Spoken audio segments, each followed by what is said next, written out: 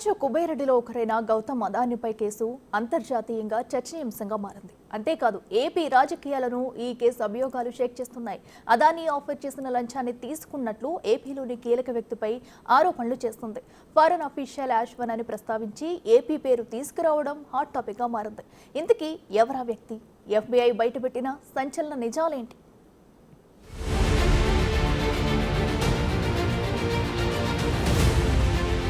దేశవ్యాప్తంగా ఒకటే చర్చ. అదే ఇప్పుడు అదానీ లంచం కేసు. న్యూయార్క్లో నమోదైన ఈ కేసు ఇప్పుడు ఏపీలో ప్రకంపనలు సృష్టిస్తోంది. వరుస వివాదాలు, కేసులతో సతమతమవుతున్న వైసీపీకి ఇప్పుడు అదానీ కేసు కొత్త తలనొప్పి తెచ్చిపెట్టింది. అందులో అధినేత పేరే తరచు ప్రస్తావించడం పెను దుమారం రేపుతోంది.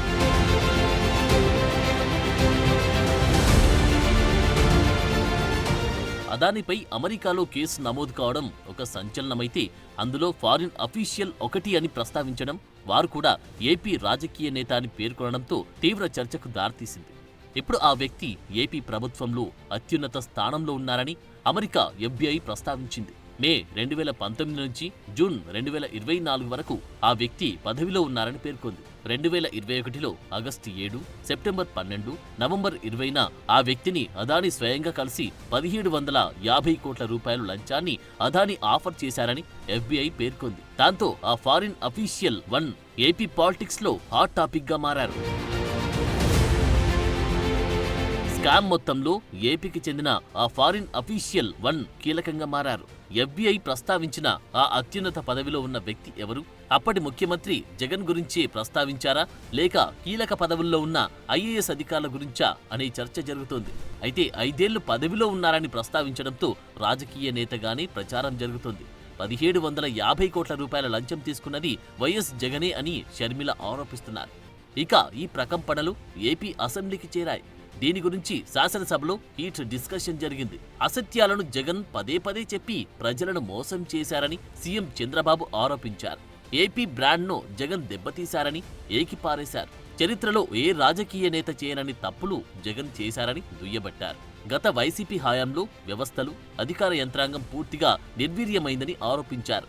ఇక అదానీ కేసును అధ్యయనం చేసి ఏం చెయ్యాలని దానిపై నిర్ణయం తీసుకుంటామని స్పష్టం చేశారు. ఆంధ్రప్రదేశ్ ప్రతిష్ట, బ్రాండ్ కూడా దెబ్బతినే విధంగా ప్రవర్తించారు. ఇది చాలా బాధేస్తుంది.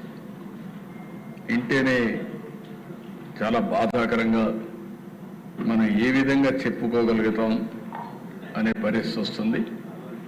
ఇంకా వాస్తవాలను రావాల్సిన అవసరం ఉంది. ప్రభుత్వం కూడా ఆలోచిస్తున్నాం. వాస్తవాలన్నీ వచ్చిన తర్వాత ఎప్పటికప్పుడు అవన్నీ కూడా అధ్యయనం చేసుకొని ఏం చేయాలో చేస్తూనే మళ్ళా మీకు ఇన్ఫార్మ్ చేస్తాం. ఏ ప్రభుత్వం అయినా ప్రజలకు జవాబుదారీతనంగా ఉండాలి. ఎవరు తప్పు చేసినా వాళ్ళ మీద యాక్షన్ తీసుకునే పరిస్థితి ఉంటేనే ఇంకొకరు ఇలాంటి తప్పులు చేయకుండా భయపడే పరిస్థితి వస్తుంది.